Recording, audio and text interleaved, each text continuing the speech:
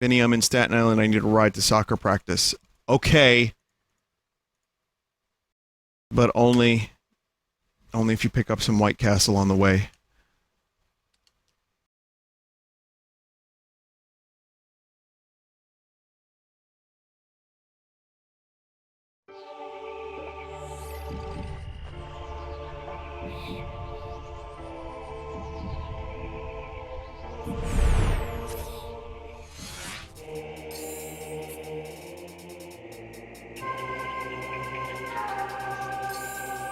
Okay, so last time on backtracking the experience, the game, the nightmare, we did backtracking.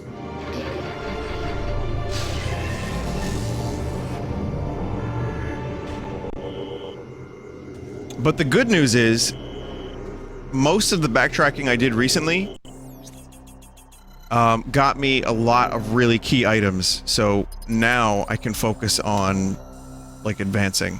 I think I'm gonna be able to do that too. So, where do I have to go? I have to go to... the place... The place. I think the Great Temple will take me down here to Temple Grounds. That'll take me to Torvis, so we don't want to go left, or right, rather. I think we want to go left. No, that's Aegon.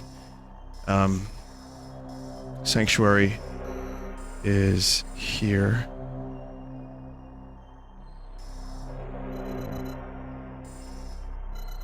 I think I have to just turn around, go this way.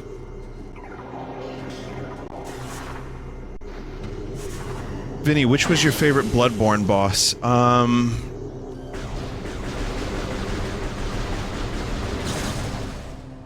Oh man. What do you mean, like, the fight itself or the design?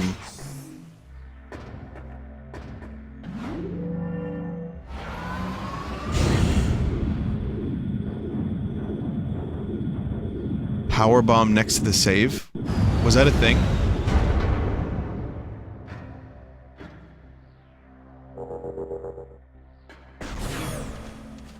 Okay, never mind.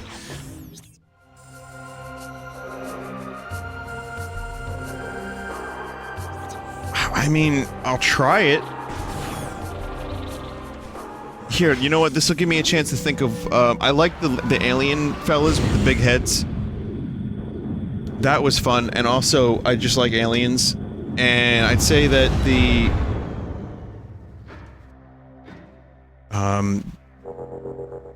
oh man.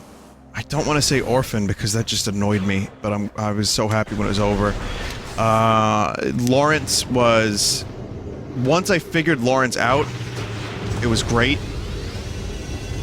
Because, like, then it made sense. I was like, oh, okay, that's how you do this. Also, thank you for the tip on this missile expansion. Lawrence was not my favorite in terms of design.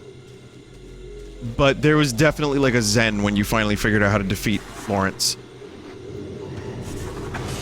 Ludwig was a lot of fun. Ludwig was like a huge barrier for me, but I felt really good. Lady Maria was great too. But if I had to choose a favorite, it would probably be... Oh my god. I don't know, because favorite for Bloodborne is also how much did I hate the boss to want to kill it. So this is a very, very difficult and complex question.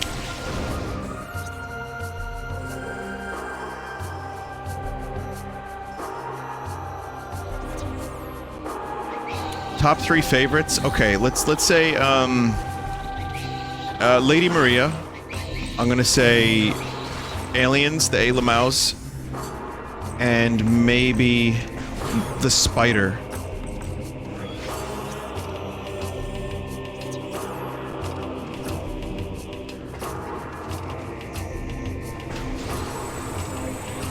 Also, I knew someone that pronounced, or said LMAO as Elmao out loud instead of Lamau.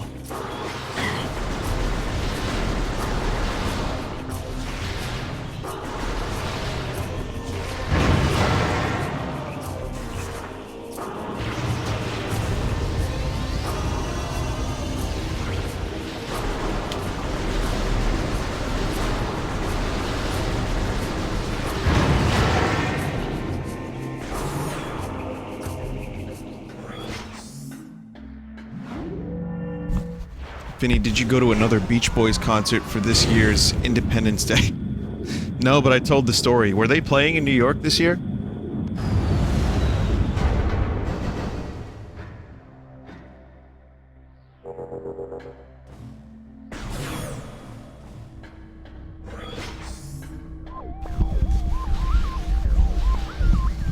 Wait, really? Hang on a minute. They were playing in DC? They usually do 4th of July. I mean, I don't really want to see them again, because it's not my Beach Boys. I just want to see the tour dates real quick. It doesn't say anything about that. Mike Love is rocking a goatee now. Okay.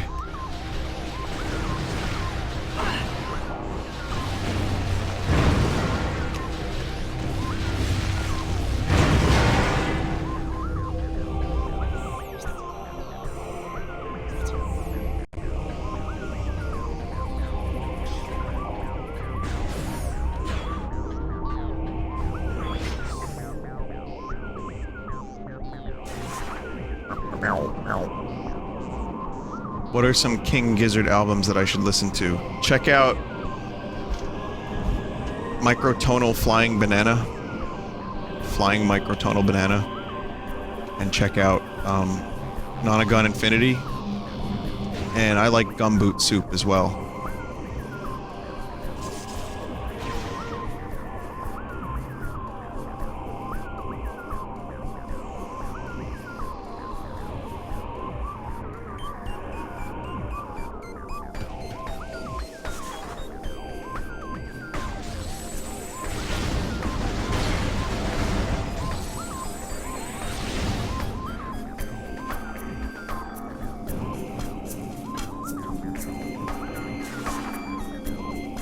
Damn it. Running out of power bombs. You're a teacher? Oh. Convenient. Convenient.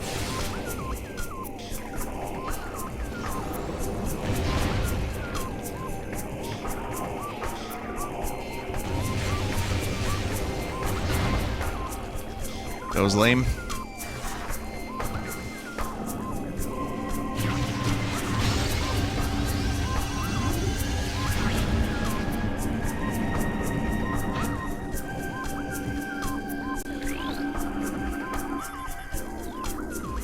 Kinetic orb cannon. Power restored. I've raised this argument before, but I don't understand what the Luminoth were doing shooting balls around.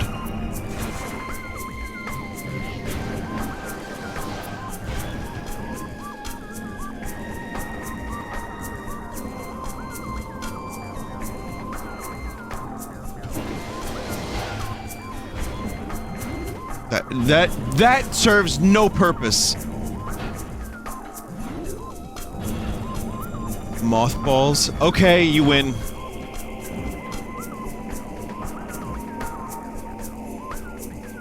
Any the other way? Okay. Oh, yeah, I'm a dick.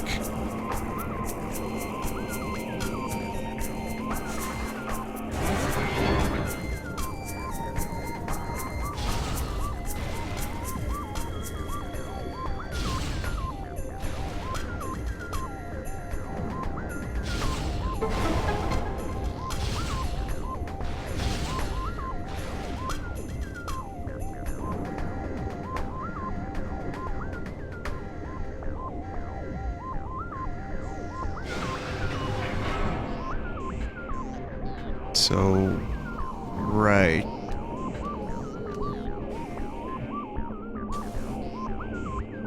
What? Oh!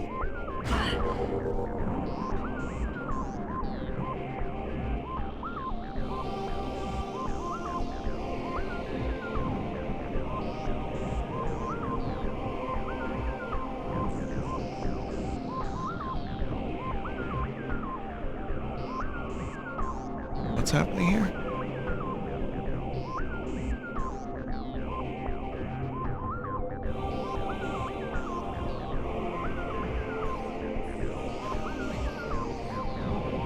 I'm just reading chat. No, just fun chat messages as usual. It's all good.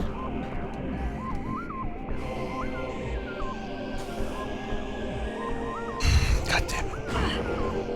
It was worth the shot.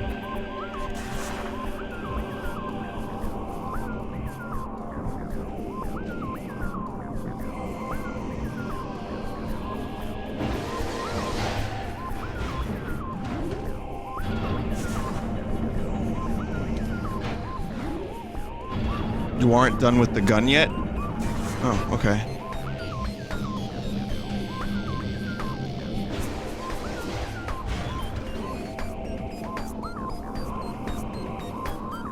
Vinny, how's it going tonight? Pretty good. I'm getting the feeling like I probably should have drank more at the 4th of July party. But otherwise, I'm doing great, thanks.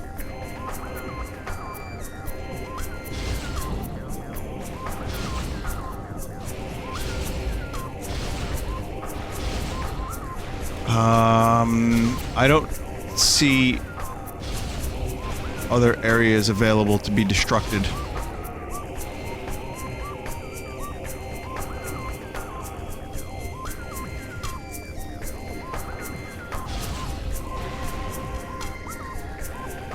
Oh, those, okay. God damn, okay. I see. Okay, well, I'm also not taking into account that at some point I'm gonna need to be up there and then get over there from up there, so that's gonna be space jump.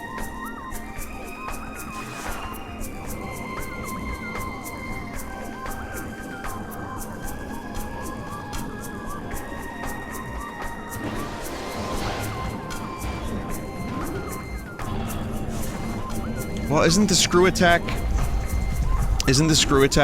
the name of the thing that makes you actually attack?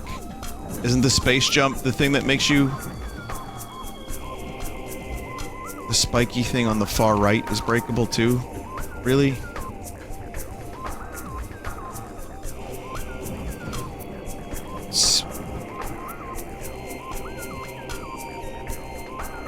So the 2D versions have the space jump and screw attack, and this game, it's both together, they're both combined. Hold on a minute. Spending so much time in this one area. You were looking at it, that's breakable? Okay.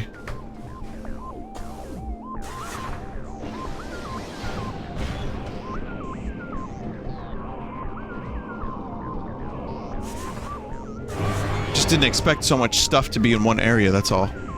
But let's see if I can break it from here. Wow, okay, yeah, that's a really strange... It's a really strange and obscure location to shoot. I like that.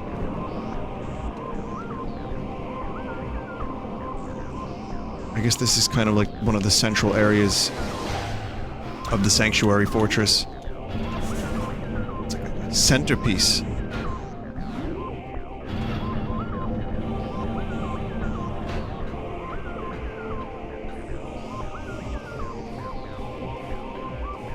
You could use your scan visor in the turret? No shit.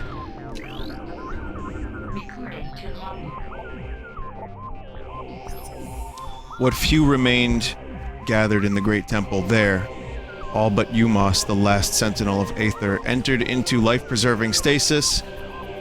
There they would remain to be released once the Ing were destroyed or to sleep forever. His people safe, Umos prepared for the last terrible assault. In the silence of the Great Temple, he prayed for salvation, for deliverance from the terror of the Ing.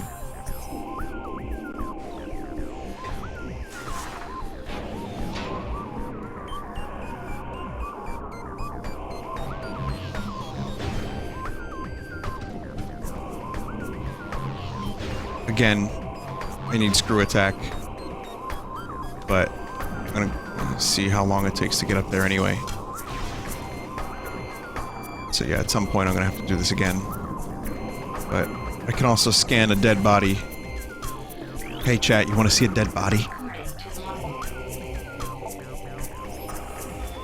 A Cool tried to send me back to Aether. that I might get reinforcements. Both cadres have been attacked, devastated. The Ing followed me. They came wearing the skin of beasts. I gave them a good fight, yet I failed. May I redeem my honor in the next life. Here, fortress, at the fortress entrance, I breathe my last.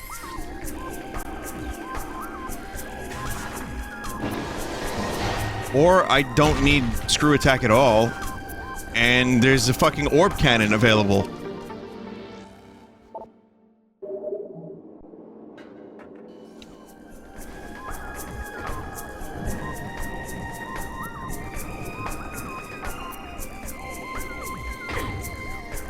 Cool.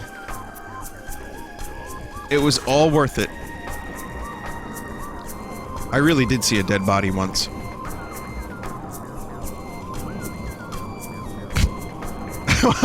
I bet you're wondering, why would I bring that up? Well...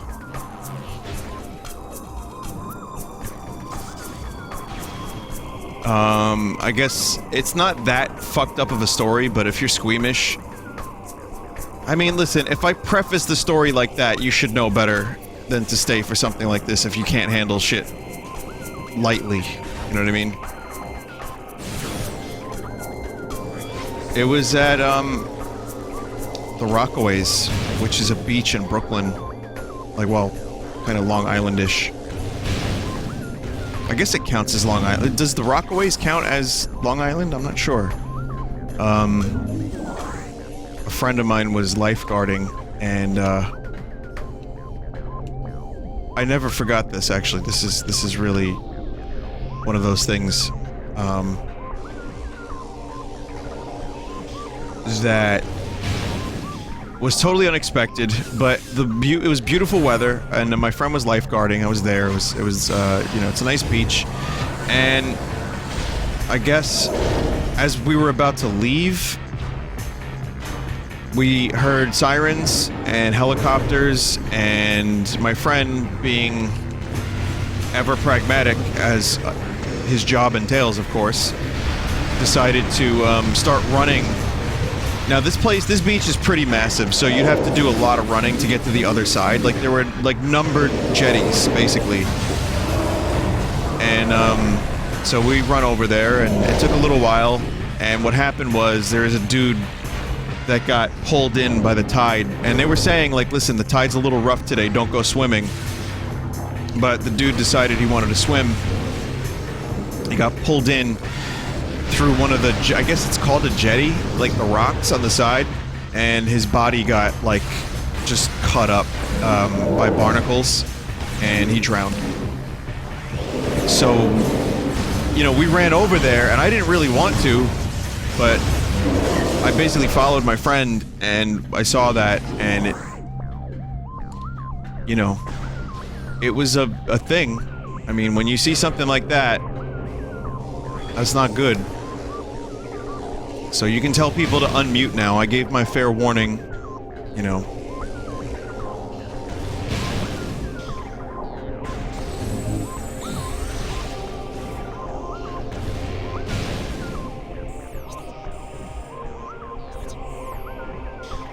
Hope I don't have to fight those dudes again.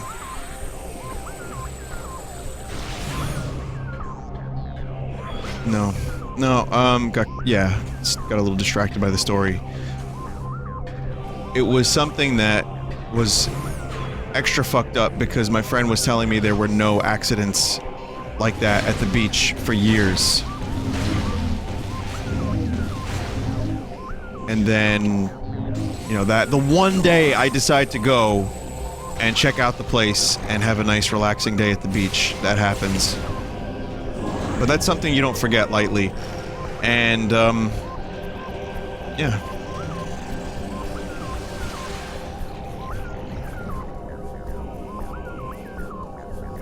How old was I? I wasn't that young. I was like 20.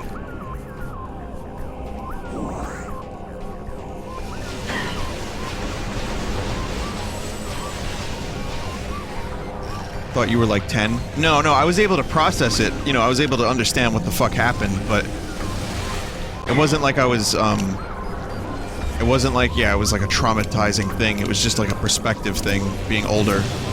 That's all. But anyway, like I said, people that unmuted, I'm not going to go into detail about what happened. I already did. And it's your choice if you want to listen to that.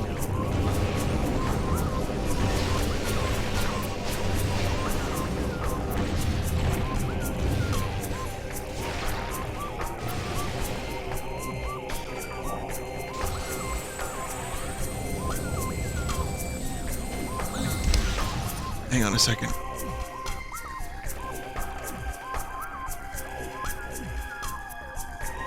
Now... Yeah, no, I said barnacles and I meant barnacles, yeah.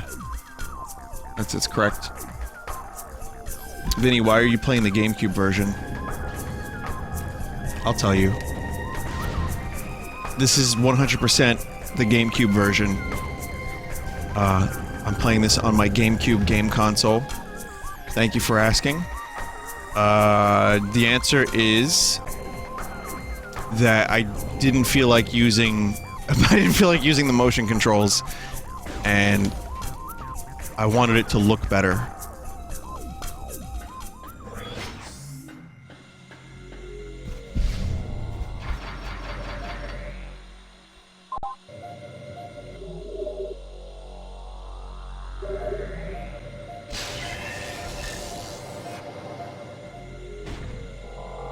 Vinny, I'm really sorry. Hopefully you recovered, man. Of course I did. It just made me appreciate stuff a little bit more at the time, and probably still, but it was just an event that happened. You know, it's something that happened in my life. Not to me, but I was an observer. And, it sucked, but, you know, I'm good.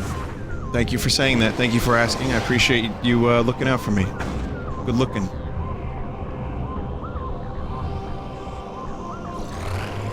But, you know, as I've said on streams before, people are remarkably resilient, in my opinion. And I think we can handle a lot more than we give ourselves credit for.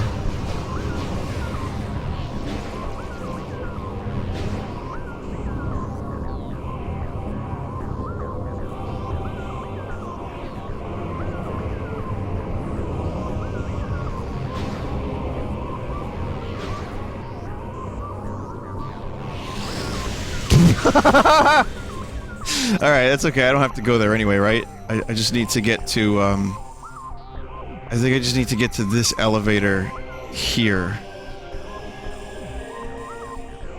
That was just a funny way for that to fail.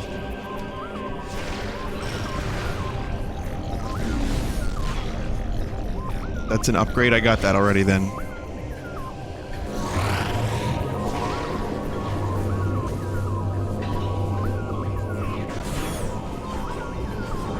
Yeah, that is where I need to go, and I don't think I can get there yet. I still can't go up that elevator. Fuck!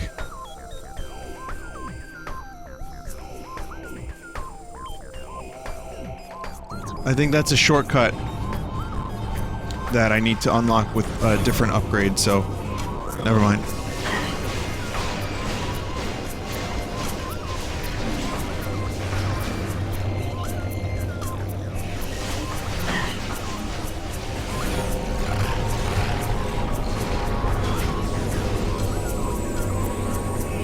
Is this the first time in a Metroid game that we see something more advanced than the Federation?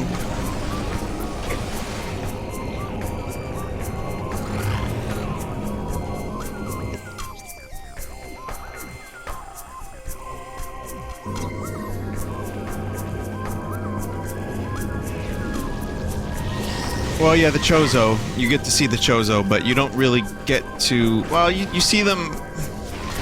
The Chozo are weird, because they're, like, both more advanced and also much more, I have to go up there. I'm sorry, I'm getting lost, chat. The Chozo are much more advanced, but they're also, like... bird people that build, like, idols and statues and... you know, it's a weird kind of technology. It's not like this. It's not like sci-fi... crazy. Yeah, spiritual. Thank you. That's the word.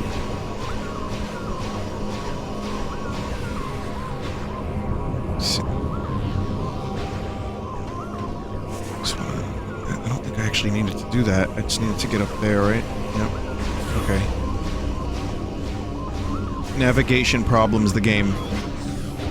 the streamer, the experience.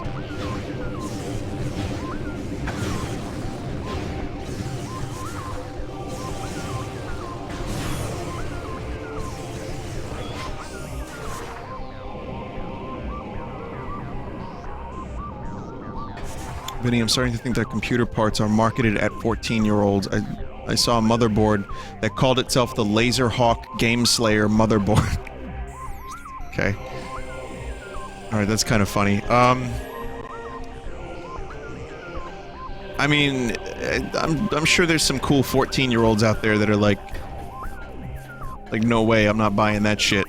I see what you're doing, man. I don't want to be part of your system. Fuck you, I won't do what you told me. There's a couple.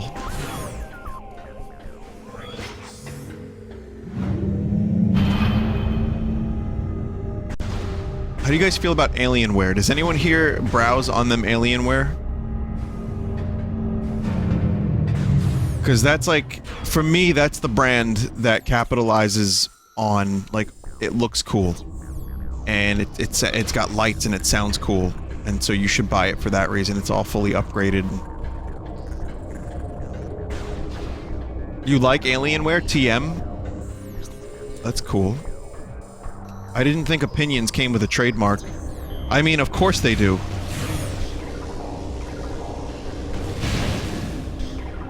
Vinny, do you have something to admit about your computer? 100% Alienware.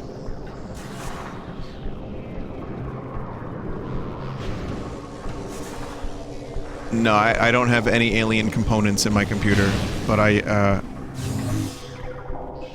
don't think I would get one of those big, bulky Alienware, like, laptops, though, at this point, because I have a laptop that is, quote-unquote, a gaming laptop. It can kinda run The Witcher 3. That was the last game I tried to run on it.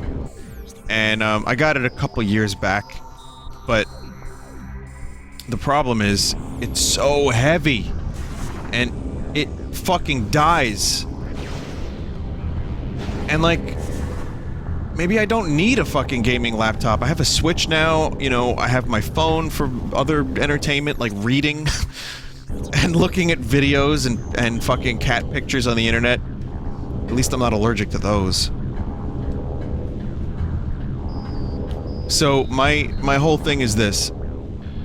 I would not buy another, like, bulky, heavy gaming laptop again. I just wouldn't, I wouldn't do that. Where would you take it? The studio. I would take it to the outside. And when I'm at conventions at, like, a hotel. But I end up not playing games on that shit. I end up playing my Switch more. None of the warriors sent to the Sky Temple returned. Our forces searched Dark Aether for them in vain. Of the energy transfer module, there was no sign. Though saddened, we set out to prepare another mission, to build another module, to try once more to save our dying world. So they're trying to save this thing. I mean, they have the technology. You can see how advanced these fuckers are. But they still can't save their dying world. They're trying. But it's dying. it's a Lenovo gaming laptop. Newegg was selling it at PAX one year, and it was like a good deal, or at least it seemed like it. And it's a good laptop. It's a really good laptop. Like, it does everything it's supposed to do. That's not the problem. It's just bulky, and the battery doesn't last long. So if I did another laptop, it would be a very, very thin, like, utility laptop.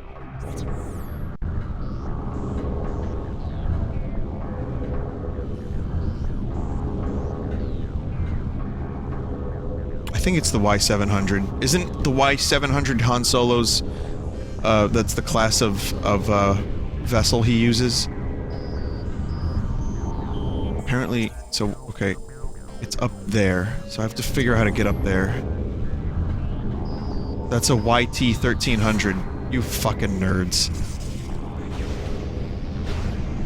I'm calling you a nerd over a fact that I already kind of half knew.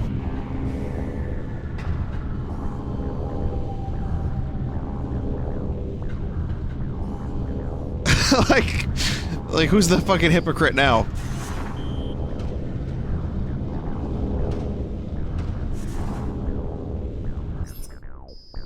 Vinesauce, was it PAX East 2016? I worked that event at the Newegg booth. I think I fucking sold you that laptop. Yes, Mark, it was you. Yes, Mark, you fucking sold me that laptop!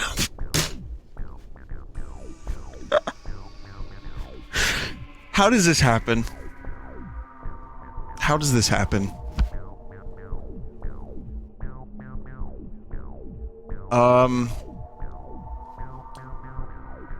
Also, oh hi Mark. Let me click on your name so I get your messages. You sold 2? Well, you sold 1 to me. How'd you find out about my stream? Did you just like... Did I sell you on my stream as you sold me on the laptop, or... Like... What the fuck happened? Did you just randomly find my stream one day? How'd that happen?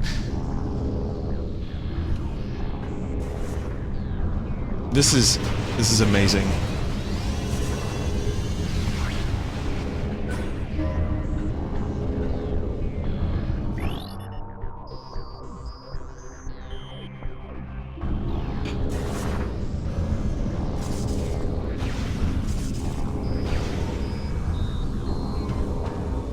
I think I have to do this thing again? Okay. I don't know what that means. Oh, so a person. Okay. Also, a friend of a friend. Yeah, that's really cool. I mean, it was probably you. Honestly, I can't say for sure.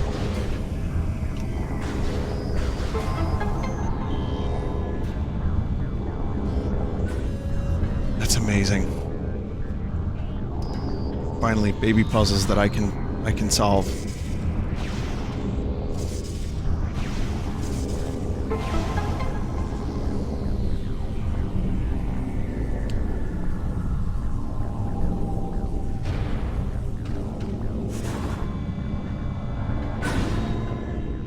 So it's a good laptop, but, like I said, wouldn't do that shit again.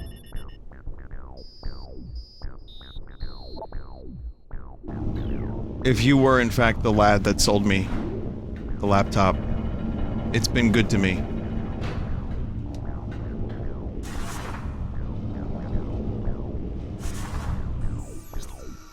Let's see, someone said I should probably save while I'm here.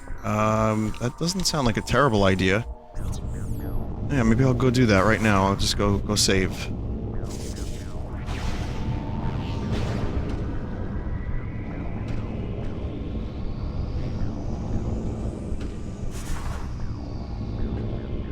Why 700 is decent budget-ish thing. An IPS screen. Yeah, that's like a... Like I said, the price was good. That's kind of why I was into it. I was like, well, my old laptop...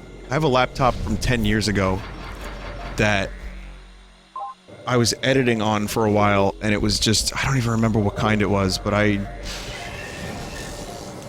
use that thing so much that now it barely turns on.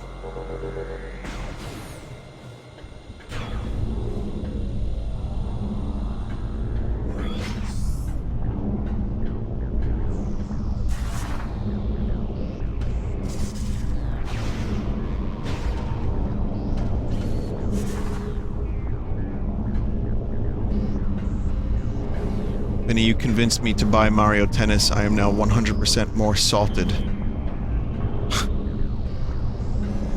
It's your own damn fault, man.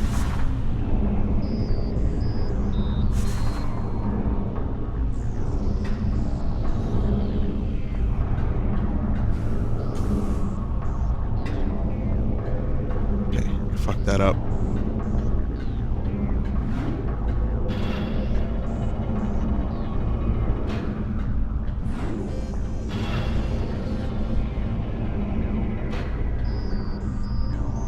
Remember when I went to college, they gave me a laptop. It was like, free laptop.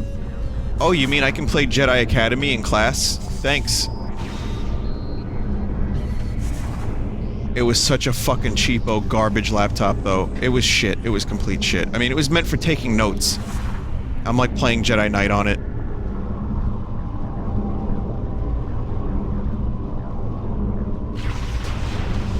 Fucking thing stopped turning on.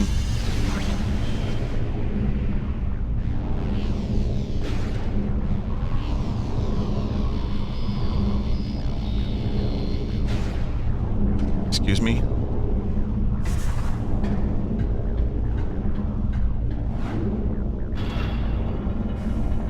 So a notebook isn't easier? You know what the thing was? The professors knew, because that was like one of the first years they were just giving the students a laptop to sweeten the deal. But they knew what the fuck was going on. You know, most people that were engaged in and actually paying attention did not have a laptop open.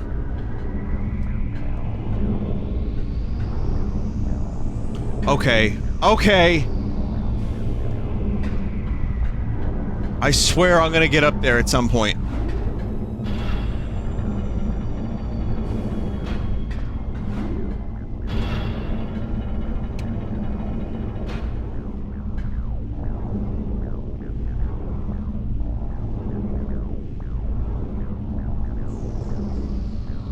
Hang on 1 second.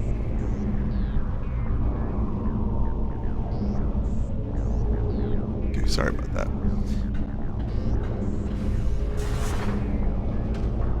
The need for a laptop is kind of, the need for a laptop is definitely not what it used to be for me. Like having a phone with access to the internet at all times, and a good one too, like not just like some shitty... Like I used to have shitty smartphones, now they're not so bad. I don't know if I'm supposed to... Oh, I see, yes, okay, that took way longer than it should have, but there you go. Yeah, it's just...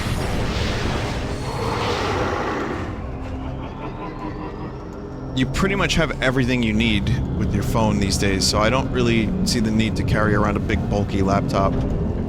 Dark Samus, please.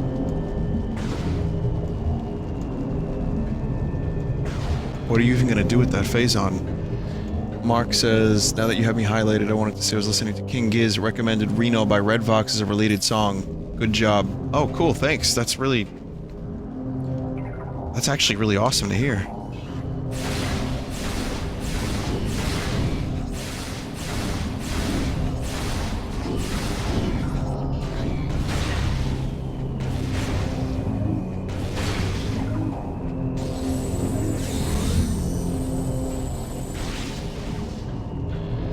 Oh, I can do a scan. Nice. Dark Samus. Target is energizing herself, building internal supply of Phazon energy to dangerously high levels. Storage unit has been modified to transport radioactive material. Red scans indicate the presence of Phazon energy. Handled with caution. Handle. With caution. Vinny, have you ever played a Tom Clancy game? Rainbow Six. Does that count?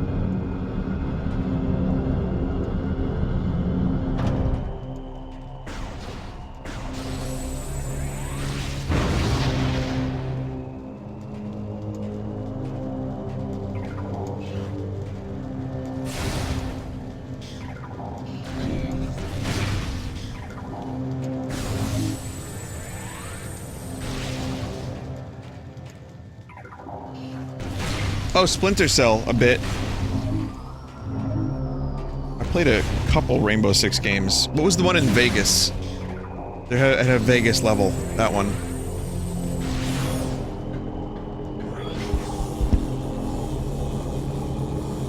Oh, okay, it was called Rainbow Six Vegas. There you go!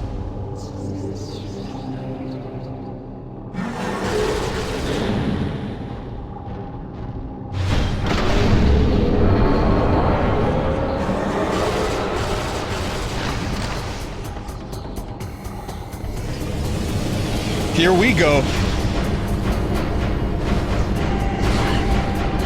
Oh my god. Are you kidding me?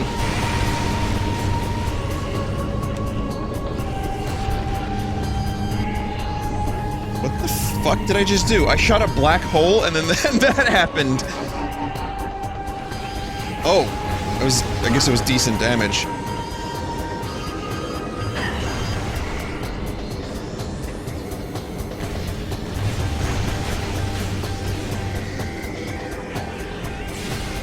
You would think Dark Samus would be more damaged by light, but fuck.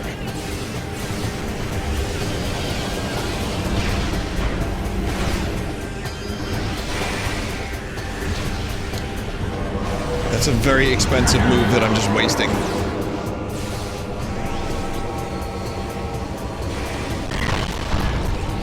Oh my god.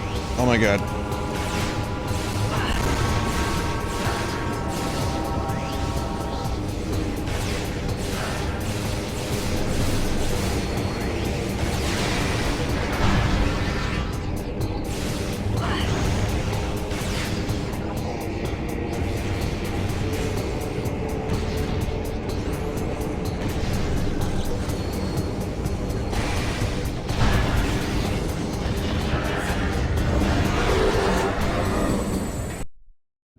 Whoa, whoa, whoa, whoa, that got real crusty.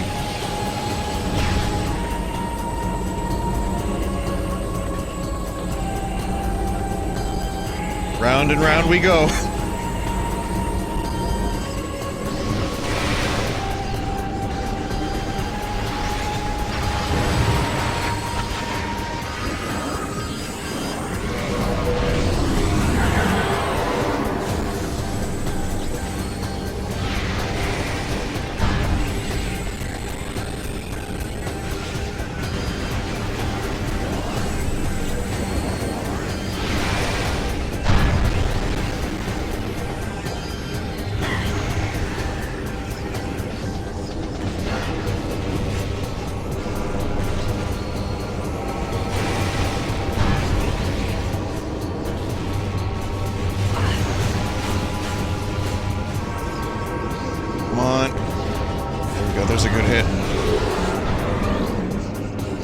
I've scanned Dark Samus already, but I guess this still counts as a new scan. Reborn, Enhanced, and Vengeful. Enhanced beam system and boost attacks added to arsenal. Stealth field generator present in armor. I mean, the only thing we didn't really know from experience was Vengeful, but I think we'll kind of piece that together. Or maybe not. I mean, who knew that a massive energy could be exhibiting vengeance?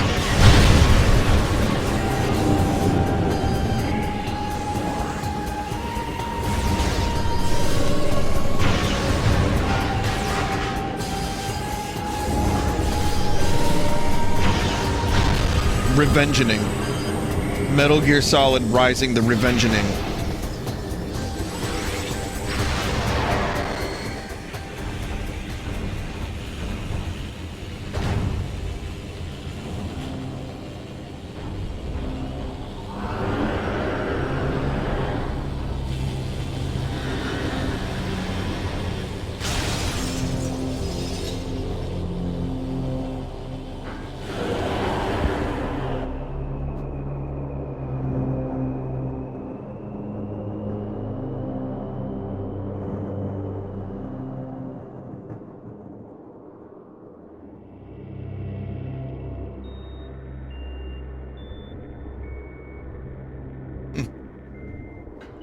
I'm sure we'll never see Dark Samus again.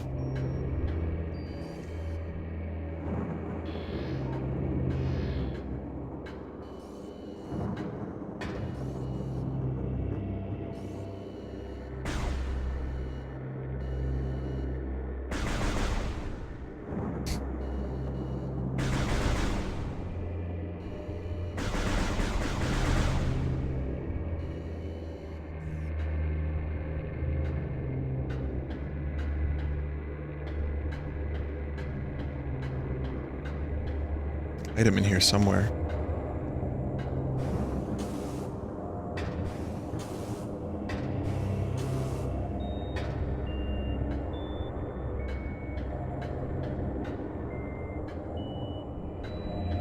That's under the glass. You must go to dark.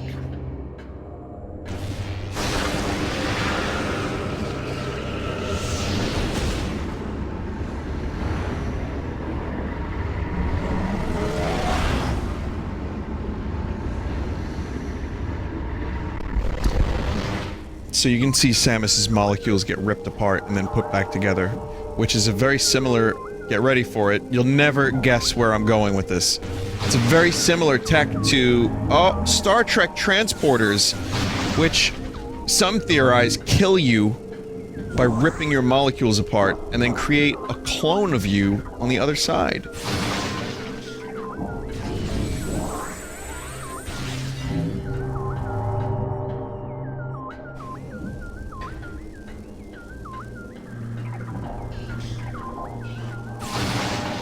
Sometimes it makes double Riker. Sometimes. I mean, that just proves it to me. You know what? What's the name of that episode? What's the double Riker episode? We need to do that one. That's happening tonight.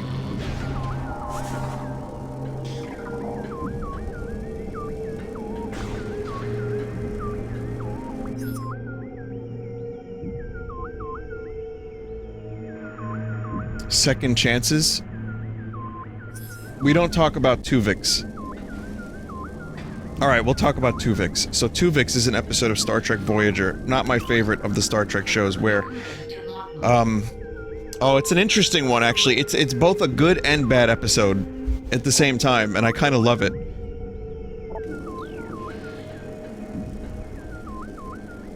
Tuvix is...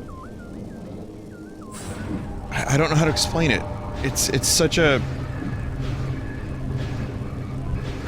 I think it's just a little cheesy, that's why it gets shit. It's a good concept for a transporter conundrum, but it's kind of funny, unintentionally. Alright, so the episode is basically Tuvok, not Turok, but Tuvok, who is the Vulcan, and Neelix, who is a cat, a human cat, a full-sized... Neelix is basically full-sized human cat.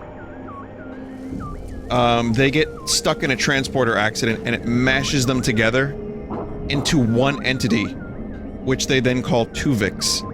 And there's a moral, ethical decision later on about whether or not they should kill Tuvix to get Tuvok and Neelix both back. I mean, it's sci-fi dreck in terms of how it makes any sense whatsoever. It doesn't. But it's interesting.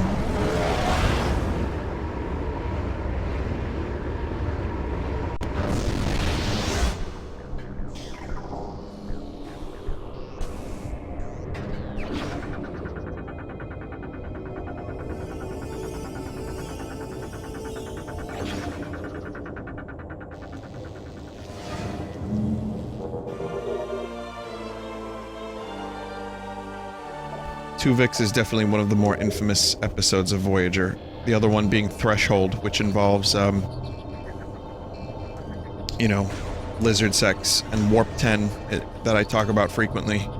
So this is probably one of the coolest things in the game, the Echo Visor, which sees sound. So check this out.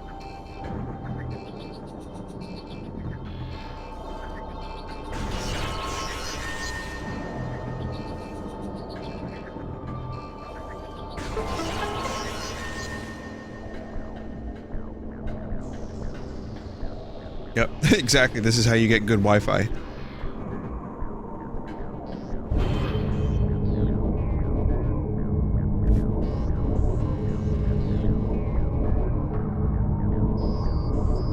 It notes the propagation of air molecules. Well, I missed the scan, so you could be right, and I'd never know.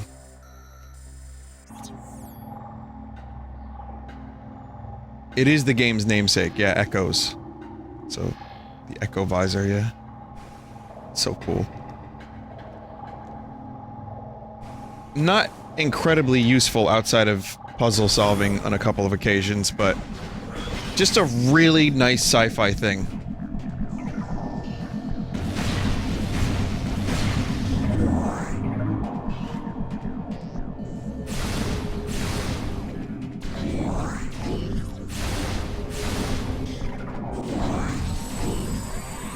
What's the best Data episode? Measure of a Man.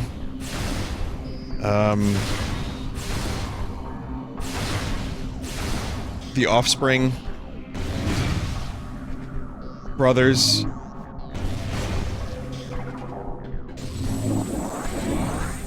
Fistful of Datas is just dopey fun. There's an episode, the Brothers episode is basically Solid and Liquid Snake. It's just that.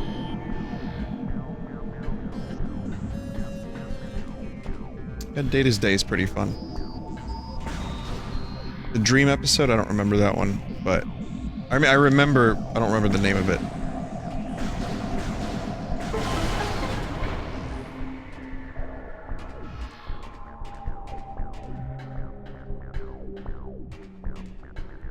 Phantasms. Okay.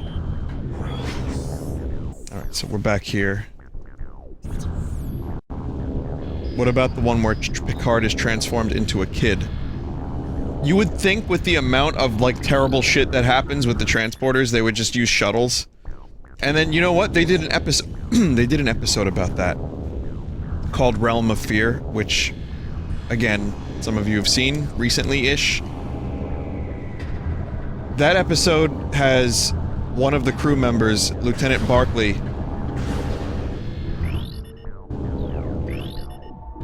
Echo key beam. What do I do with this? He's afraid of the transporter. Like, he's got transporter phobia. Okay, I can't do this yet. So Barclay's afraid of the transporter, and it... basically, the story follows... like, he stresses out hard, he doesn't want to do it. Because he's like, it rips his molecules up. And then he finally gets in there, and of course there's monsters in the transporter, so, as there usually would be. But everyone's so cavalier about this technology. And it's... like, disturbing.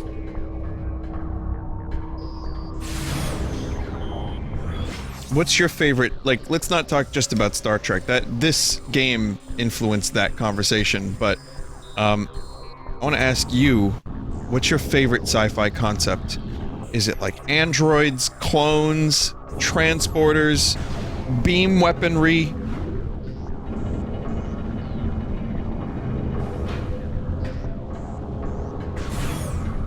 Robots? Androids or FTL travel? I'm a big fan of FTL travel. Donkey Kong's Great Ape War? Desert, you're revoked. Your permission to speak has been revoked. Nah, you're good. You can just keep going.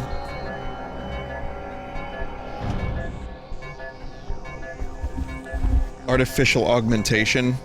Yeah, it's kind of a shame that Mute movie ended up being kind of trashed, because it had some good, concepts in there.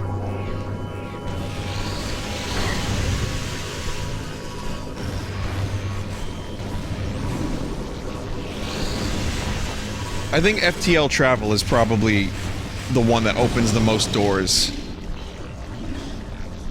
The movie Interstellar, say what you want about some of the hackneyed shit. Really heavy movie when it comes to, like, the possible realities of FTL and how it would affect one. I enjoy that part of the movie more than the love story. FTL also lets you travel back in time. That's if you go faster. Yeah, I mean, faster than light. Yeah, you're right.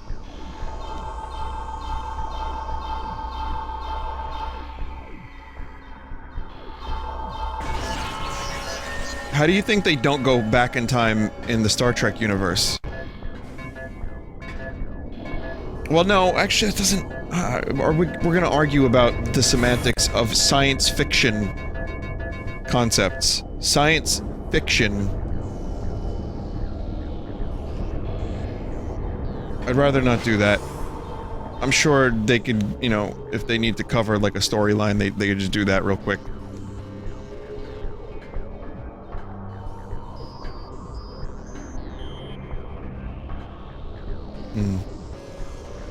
Well, I don't think I can get back up here, right? I might be stuck down here until I figure out a way.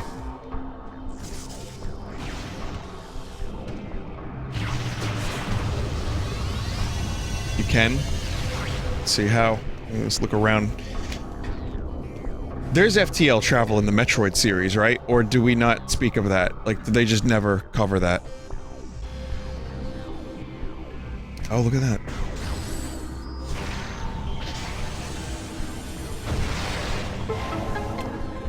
be more aware that I have visors that can do cool shit like that. Someone said, I don't think it's ever relevant. I guess that's the point. They don't, like, talk about it. Doesn't mean it's not in the universe.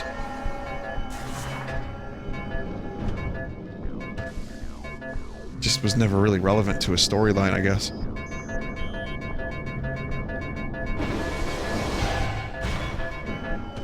Oh, there it is! Oh, cool. Trying to figure out what the fuck was going on there, but there you go.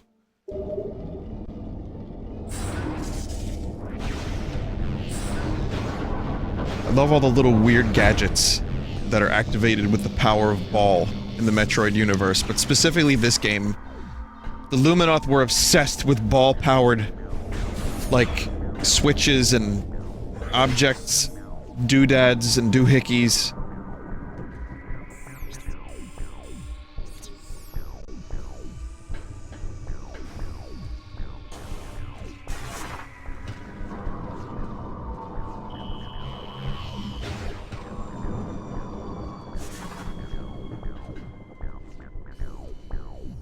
The best ball in sci-fi history. Here's my favorite sci-fi concept. The movie The Arrival, when the aliens have the sphere that rotates and sucks matter into it. It generates like a little mini black hole. And they just destroy, like, you know, they just clean out entire houses with it. Not Arrival. That's a Denis Villeneuve movie. That's a great movie. The Arrival is... I talk about this movie way more than I ever should. It's the movie with the... looking like a can of smashed assholes.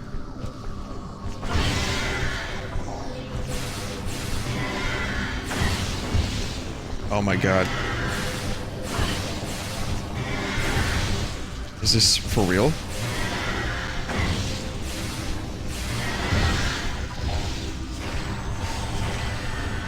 What are you? I've never seen this thing before.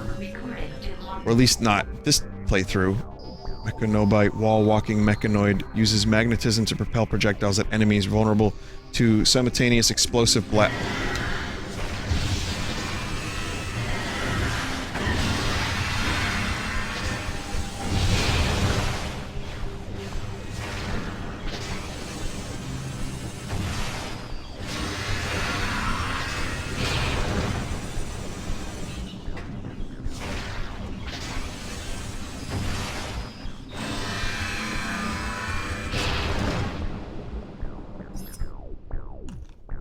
I'm gonna show you this thing from, The Arrival. Real quick. Since we're talking about this stuff.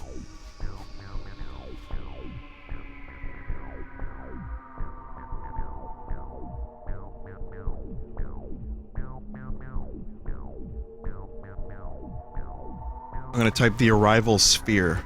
The cleaning ball. This movie is surprisingly creepy, and is, like I said before, is basically one of the inspirations for Half-Life. Gordon Freeman is based heavily on,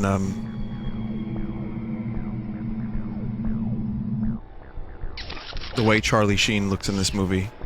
You know what, I should probably throw this down here, just in case, you know.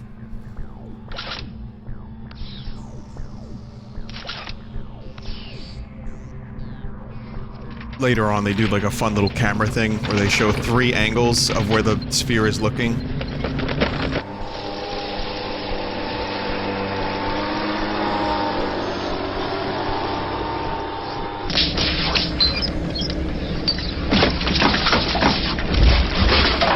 Just trying to avoid them content stuff.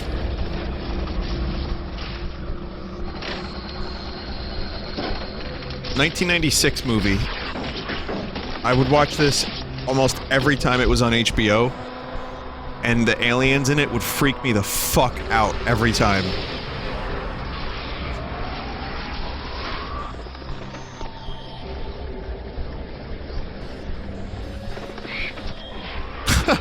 Oh my god, forgot about the bird.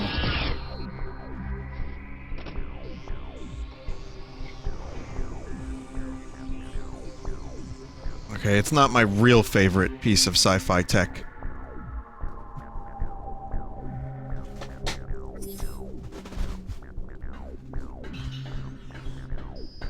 But it's pretty cool.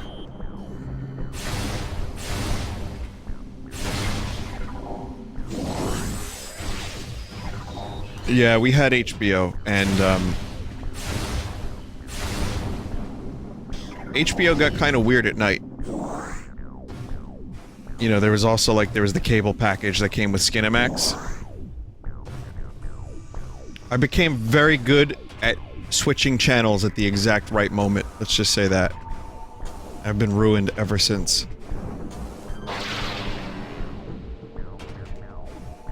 Well, that was before internet. Just keep that in mind.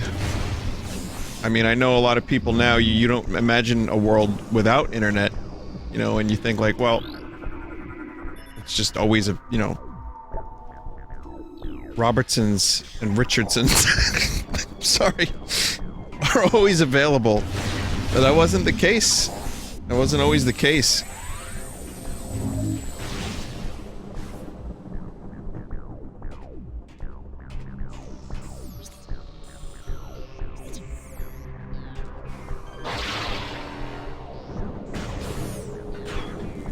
Nobody thinks that?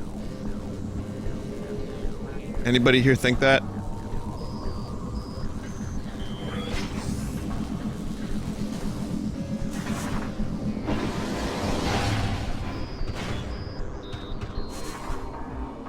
Okay.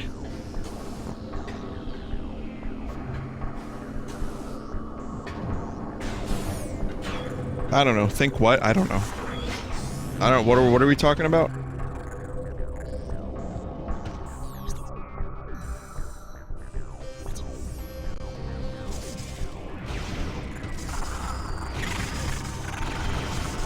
We're talking about, let's say, stuff you can find in a bookstore in Manhattan. In like a lewd section, right? Right, Char?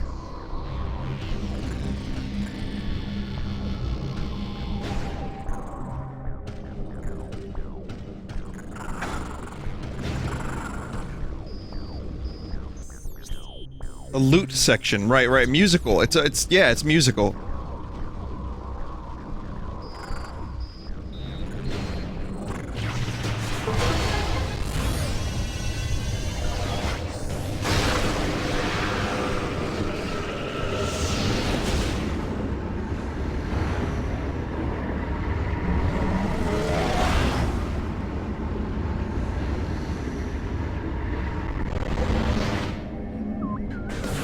I feel like this is not a good direction. I'm now very uncomfortable talking about softcore HBO porn and where it's led. It's my own goddamn fault, but, I mean... At least it's not Naked Luigi.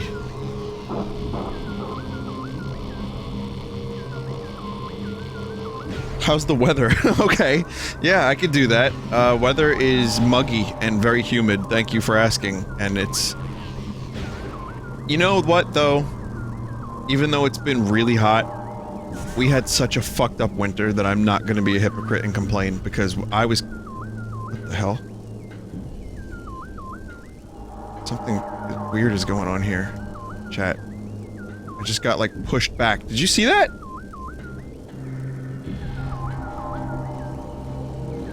Oh. There's like a squid. Hello, Metroid. My name is Flying Cars. Ingest objects of value to the hive.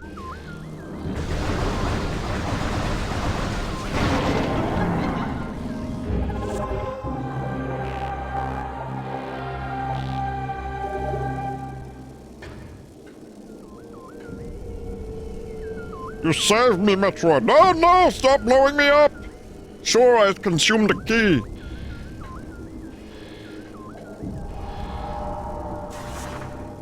My name's not Metroid.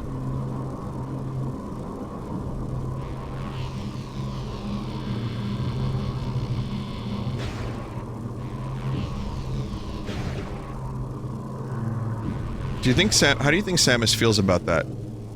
When they call her Joel Vinesauce instead of Vinny. I mean, when they call her Metroid instead of Samus. Do you think Samus... Do you think Samus's feelings get hurt? Or do you think maybe she has no feelings left after 8 years of being dehumanized? No. No.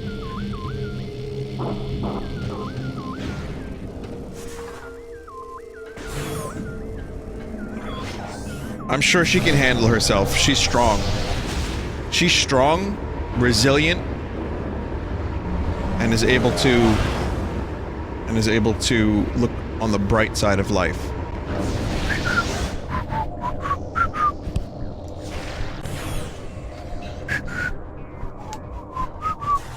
Unless Ridley shows up, in which case there's gonna be some... It's gonna be some shit.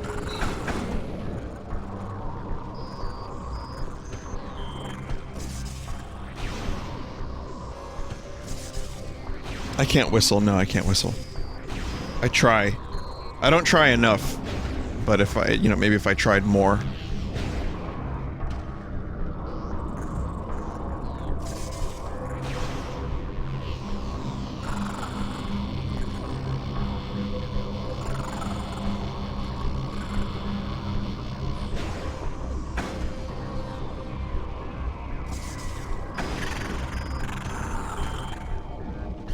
I think Samus has come to the realization that she's extremely lucky to do what she loves for a living. And have people really care about her. And, treat her really well. You know what I mean? I think Samus has reached a point where she feels incredibly lucky to just be able to kill them aliens. You know, because it's a thing she loves to do. Isn't that nice? Yeah, she's got plenty of nice fans and stuff. Good.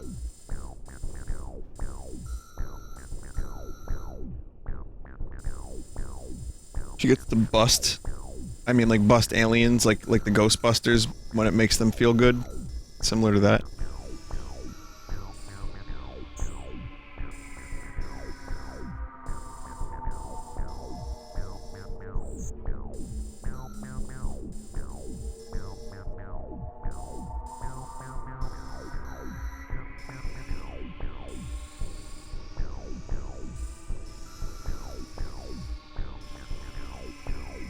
One said time to go to the left elevator. Do you mean that one? Or this one? Oh, right, I can do this one now, right? Oh, wait, no, I can't. Can I?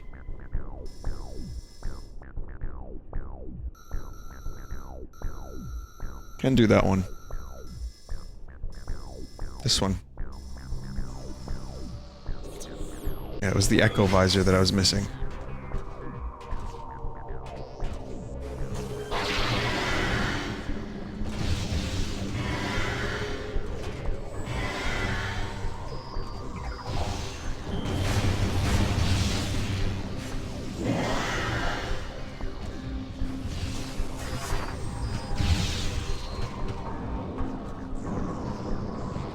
What's your favorite drink?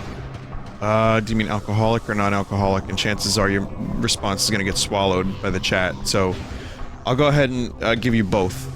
Alcoholic, not for the tastes, but Maker's Mark. I'm gonna be lame and say like a strawberry daiquiri. If you're gonna go alcoholic and you want something that tastes good, just, those are pretty goddamn good.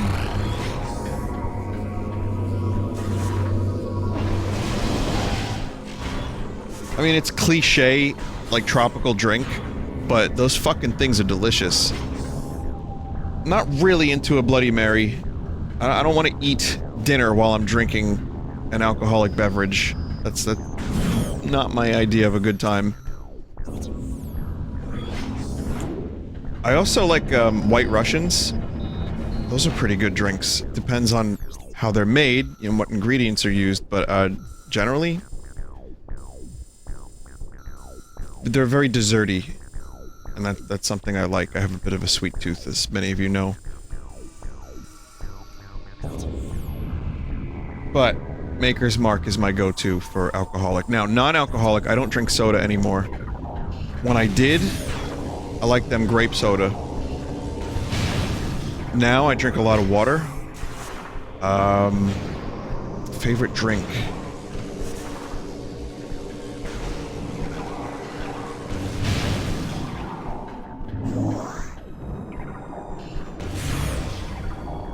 I don't know.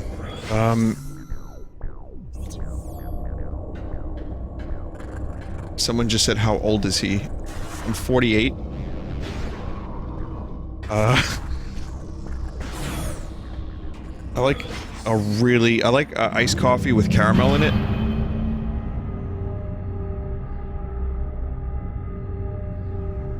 I guess.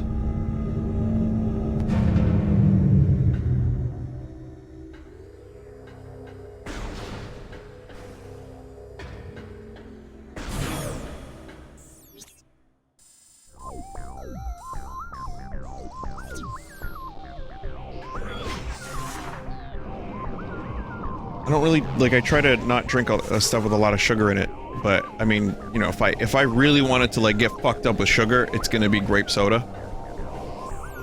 That shit's just amazing. Cream soda, too, though.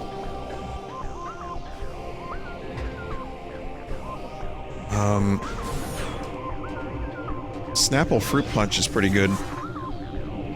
It's got enough sugar to kill a small pig, though.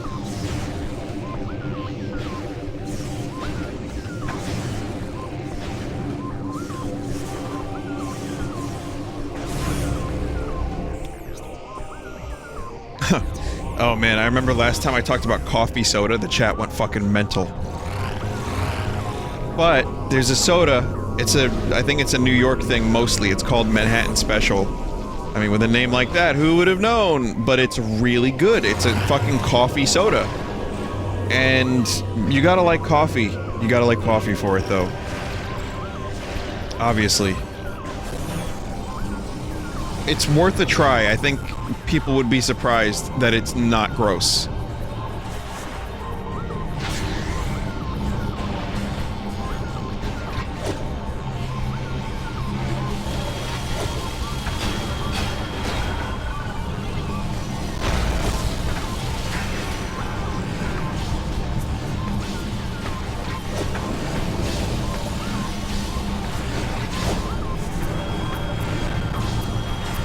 Chocolate milk?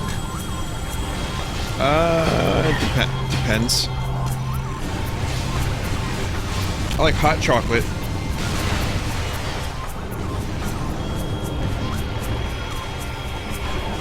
Yoo-hoo is not chocolate milk, by the way. Yoo-hoo is chocolate drink.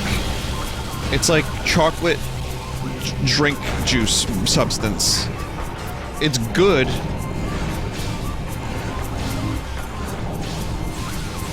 In its own way. I mean, I liked it when I was a kid. I liked it when I was 5. I don't know if I still like it. I haven't had it in years. But that's definitely got a lot more going on than just chocolate and milk. I mean, it has to. I mean... yeah.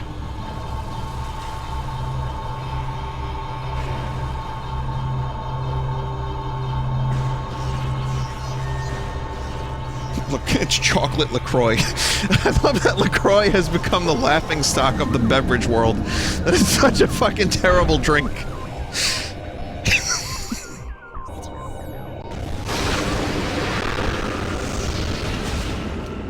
LaCroix, it's like the craft services on a shitty B movie gets LaCroix.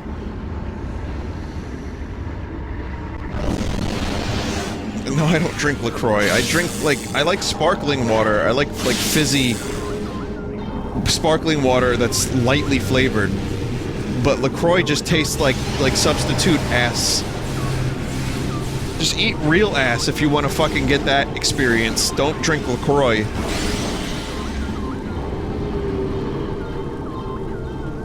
LaCroix is king in California? Okay, that's a thing then. It's gotta be a regional thing, because I've only ever had, like, 3 LaCroix in my entire life, and I didn't get it. And I didn't understand why I was suddenly hearing so much about this drink. Also, that drink comes up way too many times on this stream. I've talked about that at least 3 or 4 times in the past couple months. Why does that happen? How come certain... Well... I guess it's just one of those things. It's bigger than I thought it would be. People bring it up, and it's funny. But... yeah.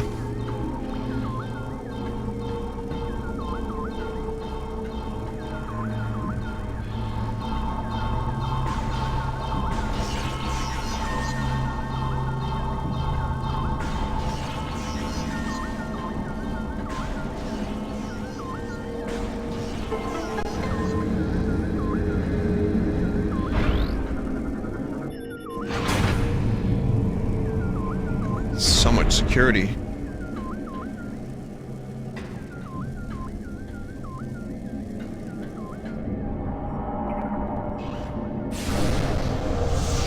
I think the light world, dark world shit was handled, like, really, really well in this game.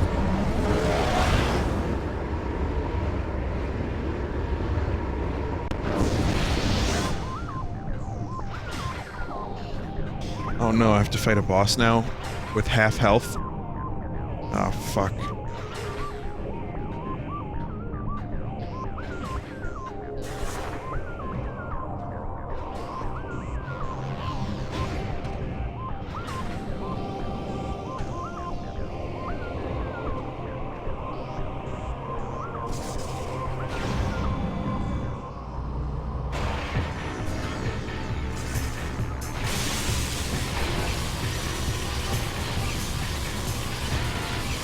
So many morph ball things to do in this game. It's like morph ball bosses.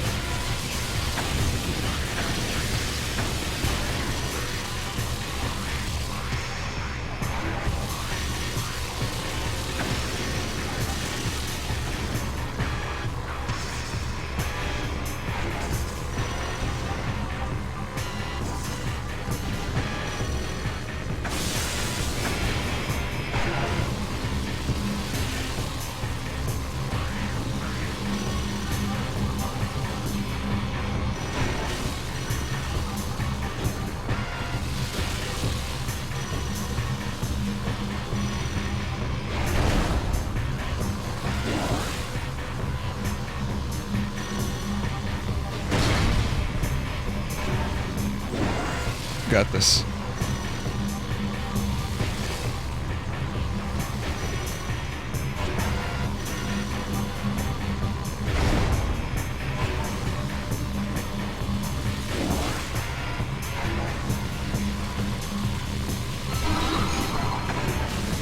What was that?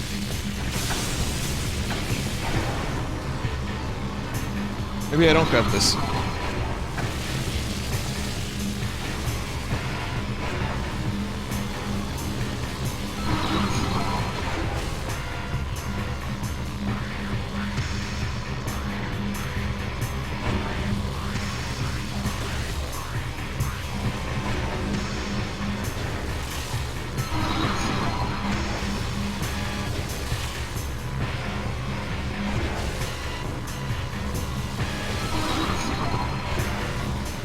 You get, like, 1 second.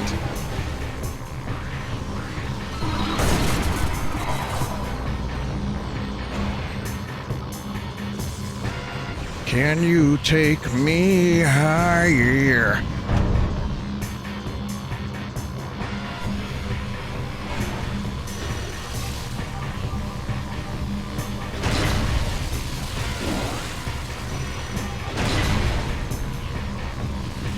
Does he say hi, yeah, in that song? He does, right? He says, can you take me higher? That's a very Creed thing for him to do.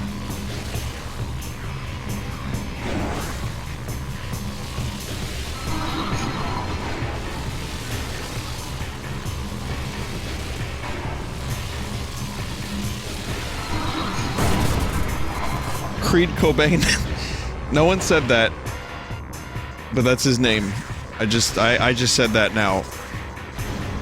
I hate that I just said that. But I have to lighten the mood because of how tense this shit is right now.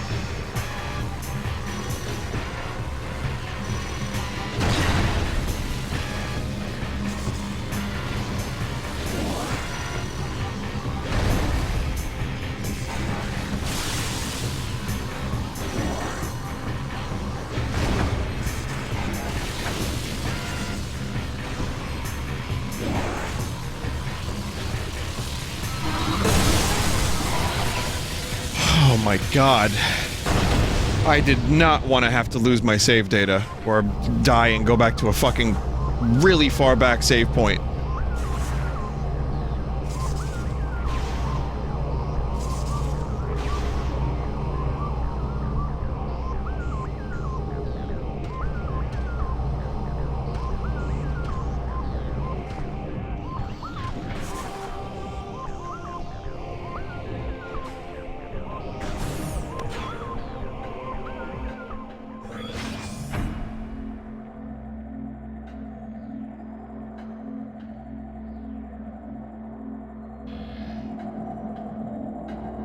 Oh, thank God. I thought I was like, oh god, is Dark Samus gonna drop down and fucking wallop me?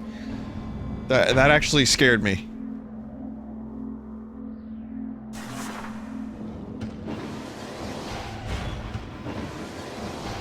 Give me a good old shellacking.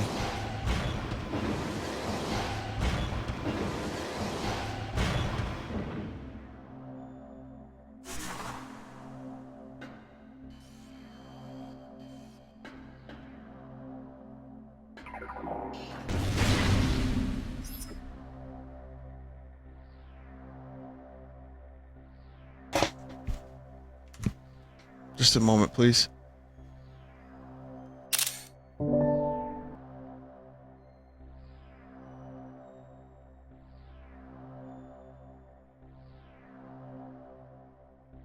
Haha. Just asking. Haha.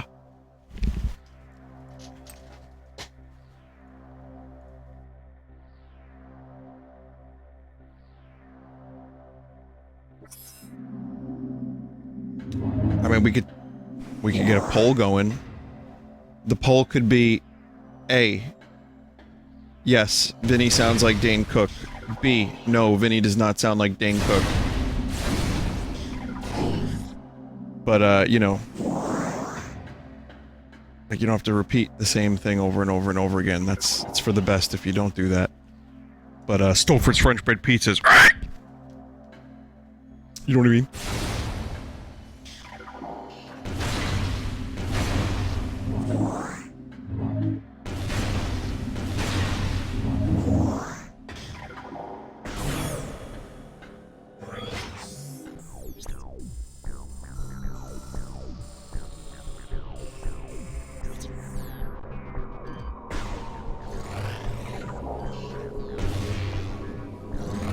Haha, Vinny, your feet smell like Dane Cook. Haha, asking for a friend.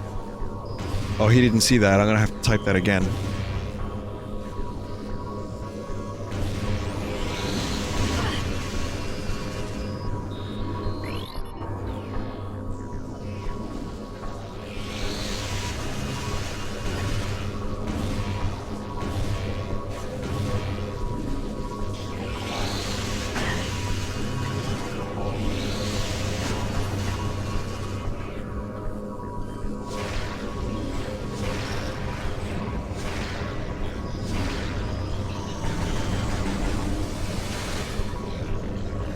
Who is Dane Cook, though?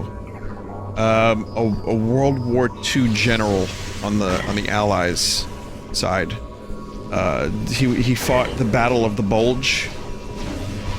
Not that Bulge, a different one. And he had this move of, like, he fed French bread pizzas to his troops when the rations were low, and he had he called it the Raptor Strike, and he was able to defeat the Axis as a result of that move.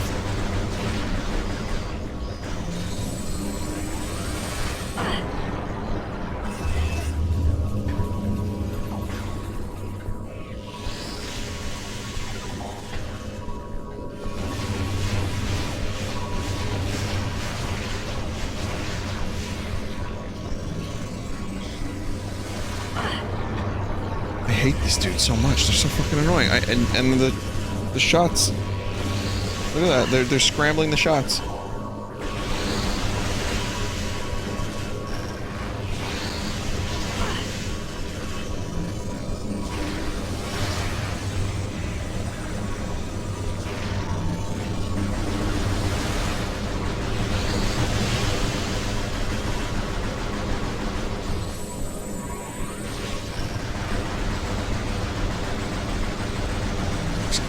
manually aim at these fuckers.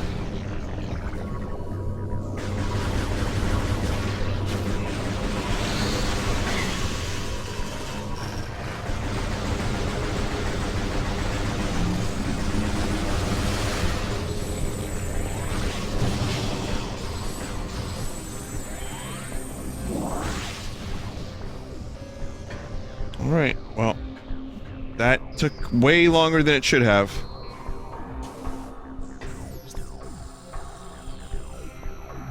This is gonna lead to a massive room, too. I kinda just want to go to a save point, to be honest.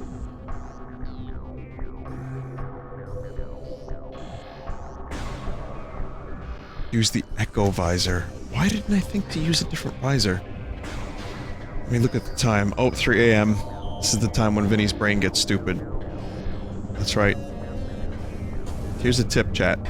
If you ever want to absolve yourself of the responsibility and blame for your mistakes, blame a body part. The brain is the best one. Separate yourself entirely from your mistake. Our battered forces gathered in the Sanctuary Fortress to prepare for the inevitable siege there. They didn't wait long. Wave after wave of Ing assaulted the greatest of our fortresses, with one goal in mind, to seize the energy there. The Ing turned the machines of Sanctuary against our warriors, and soon all was lost. The energy of the Sanctuary was taken by the Ing.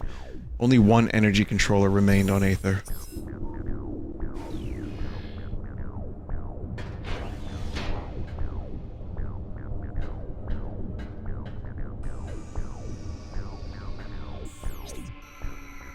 There's a long corridor to go this way.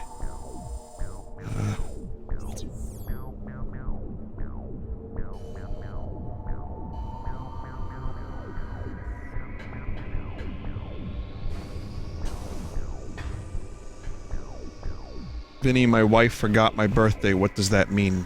I am qualified expert in these sorts of things. So I'm gonna go ahead and say that you should probably get a divorce immediately. Of course, of course.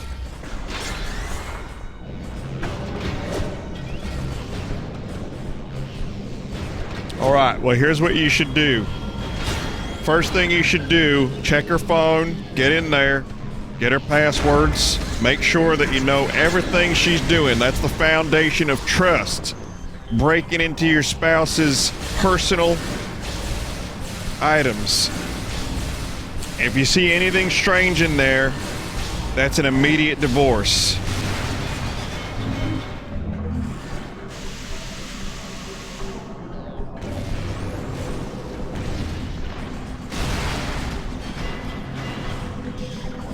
She's clearly on drugs.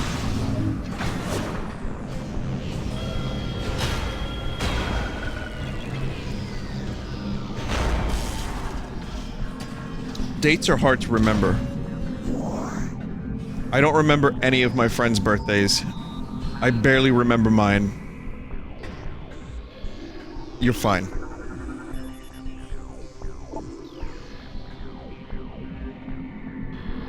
The key is to not communicate at all.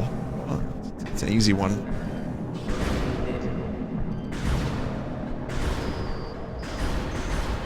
Wait, I don't have the ability to do that yet.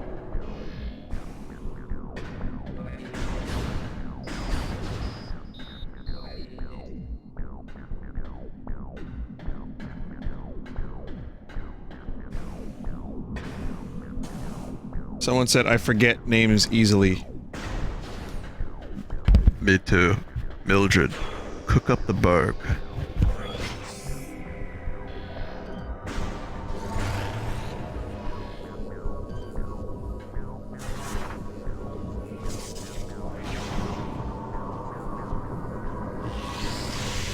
So Bob is always, or Brob in this case, is always close about Jean. Like, he's got Greeb, Dreeb, Bleeb, and his nasally voice, it's close enough to Jean that he can get away with it. However, he cannot remember the name of his daughter at all. Like, it's Mildred, it's Sandy, it's, Bethany, what are some of the other ones I said? Matilda. Like, there's some weird ones in there. There's definitely some weird ones in there. However, the most egregious mistake of all is that Bob doesn't even remember he has a third daughter. Like, he doesn't remember that he has another child. So, for him...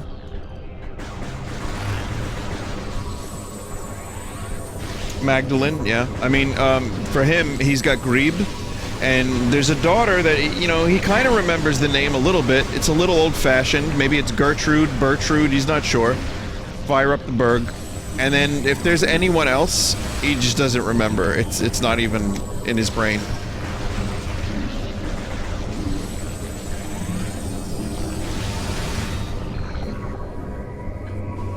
Mistrid. That's a good one.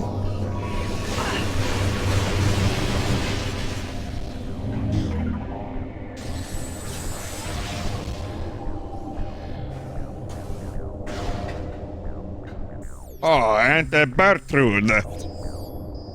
She grew up, she raised me and my brother while we...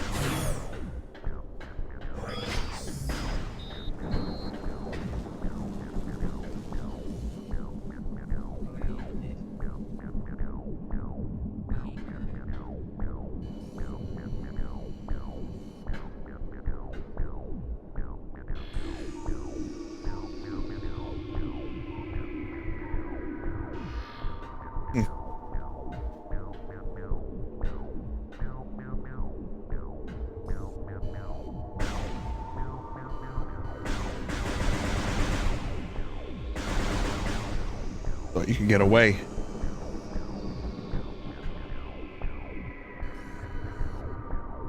Where am I going? That's a very good question. That's a very, very good question.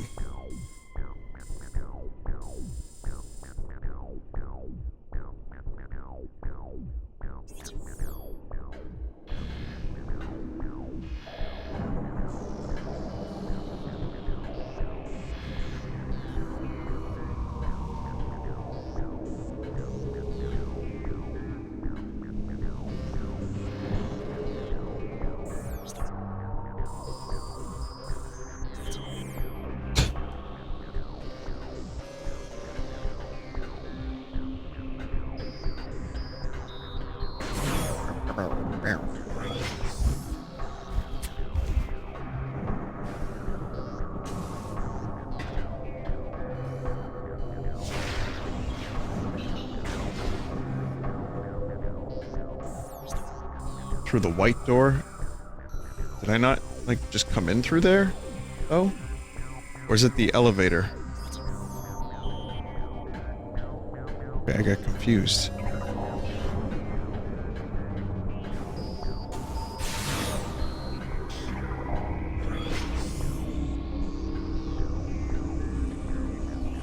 Oh.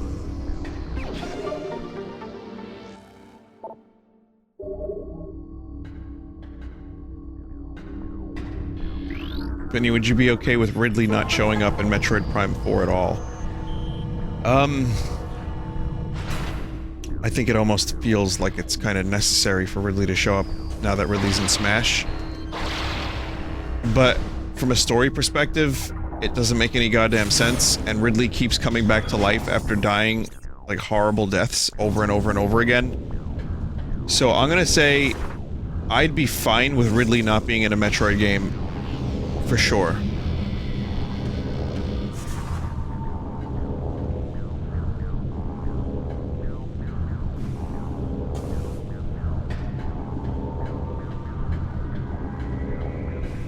Ridley was not in this one, which is cool. I think that's one of the things I like about this game. It's its own original story.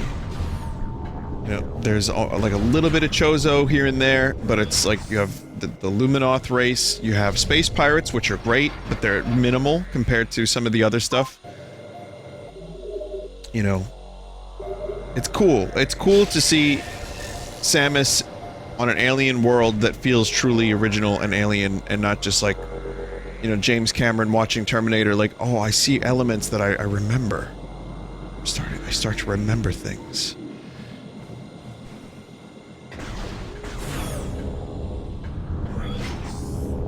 Like, this thing is familiar. It's like, okay, yeah, I know familiar is nice. I'm okay with familiar, but I like a little variety too every now and then. Like, Majora's Mask had familiarity, but also kind of flipped that around in a way that was really intriguing. That's why it's one of my favorites.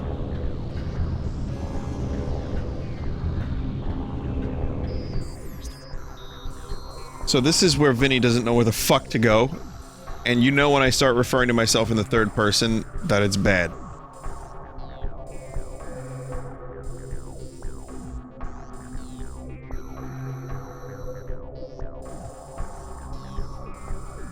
Go to sleep. I'm getting there. Go back through the white door. I mean, what is there to do here? Dark world in the watch station? Okay. I was convinced that I couldn't do anything else there, like there's a portal that I don't know how to get into, but let's give it a shot. Bug creep.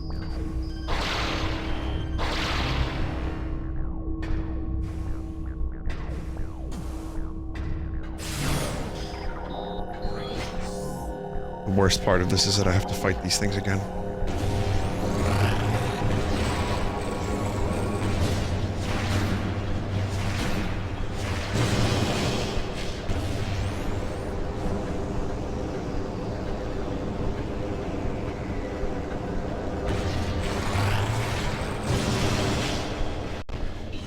Never mind.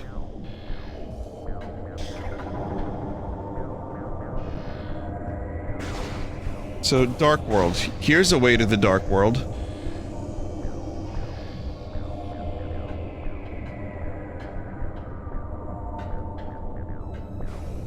Spider ball tracks, okay.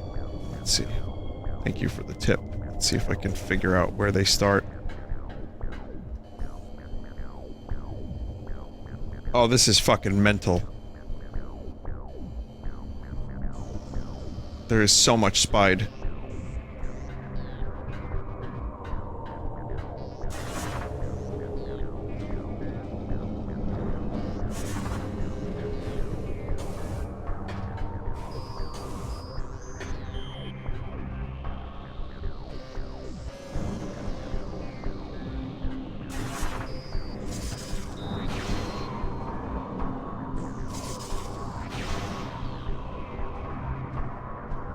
Solves that problem.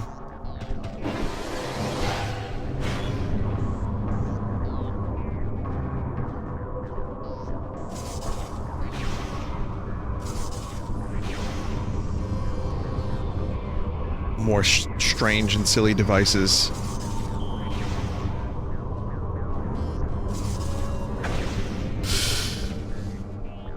Including a pain crusher.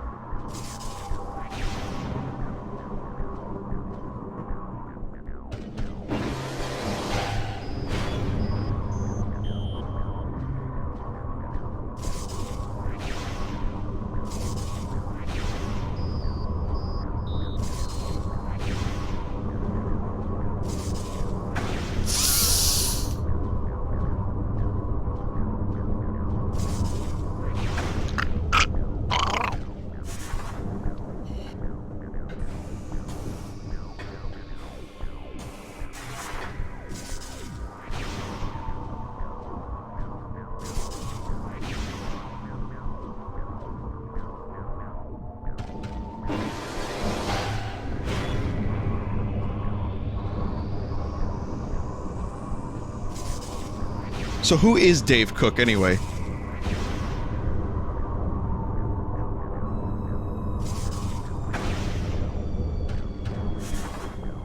Fuck.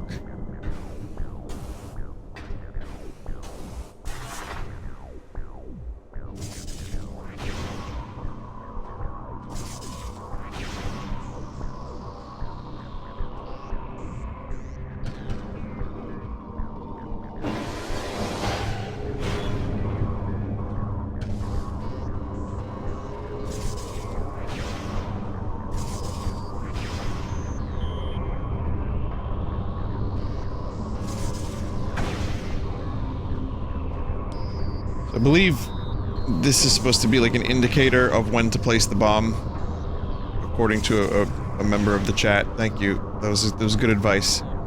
That helps. Oh man. Okay, there's a couple ways to go here. Oh, you can move your fingers!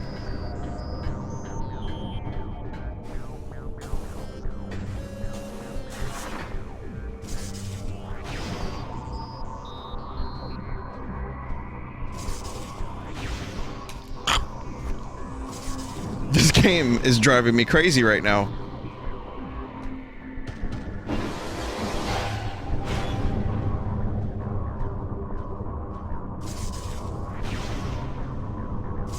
How come Metroid didn't go into the ball hole?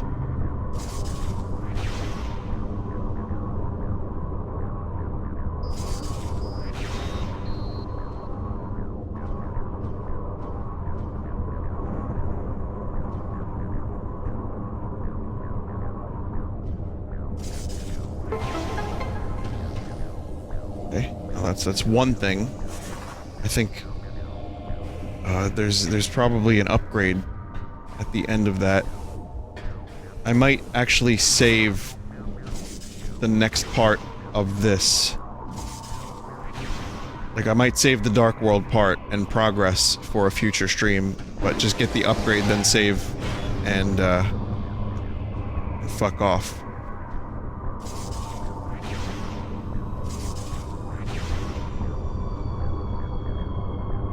At least now I have some grasp on what to do.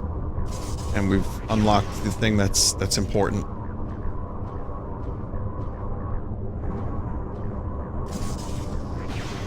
I mean, this is such a uniquely Metroid puzzle. These environmental things. Even though it is annoying, I can't help but enjoy it on some level.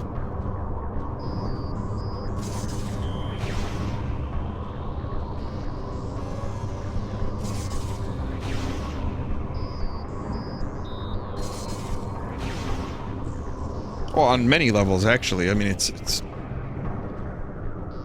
There's a lot going on here. Data received.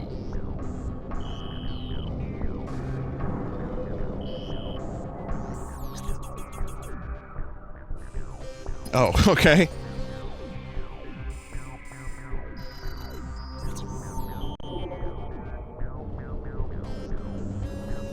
It's the screw attack. Just make sure this is the right... Yep, this is the right way.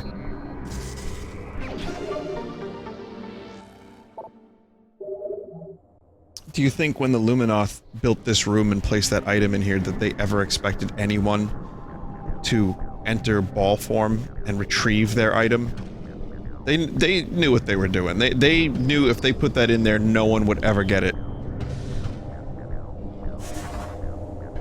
Ah, fuck it, let's get it now. Do I have to fight a boss for it?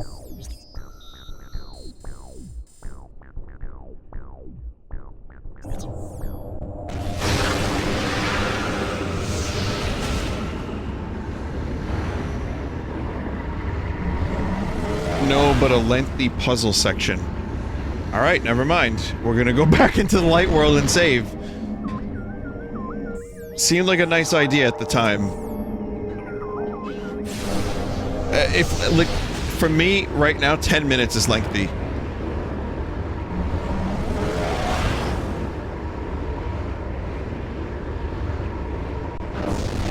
Someone said I'm upgrading from Super Metroid and want to play the GameCube games so bad.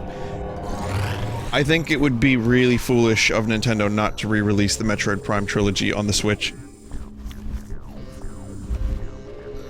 With some slightly enhanced gyro controls.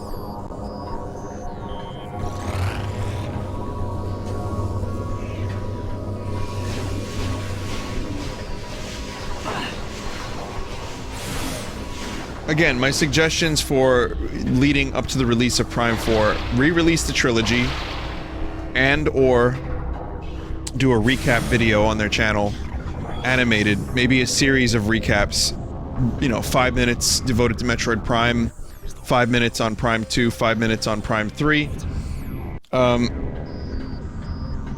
You're gonna laugh, maybe, but they did that with the release leading up to Blade Runner 2049. They did 3 animated shorts, and it was a good way to kind of recap a little bit of the previous movie, not really, but also show you where the world is up until that point.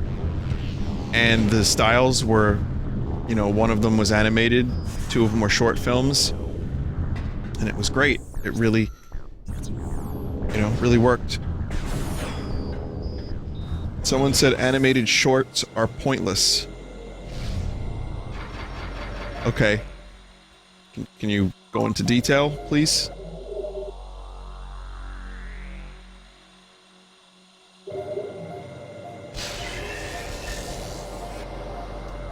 I just want you to explain it. You know, you can say it, but I'm curious why. I just want to understand their viewpoint.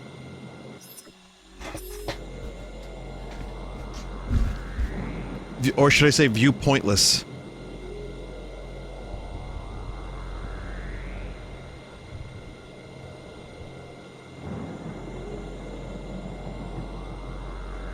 I'm wondering if they did have a legit reason, or if it's just like a, you know, them taking the piss. Anyway, Metroid will continue soon.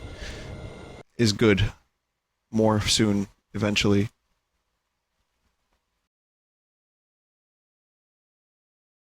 Someone said it was, well, the person said it was me. Ban me now, sheep chat.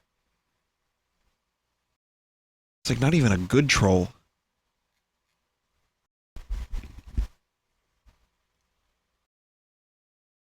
You will suffer a fate worse than a ban. You will be ignored.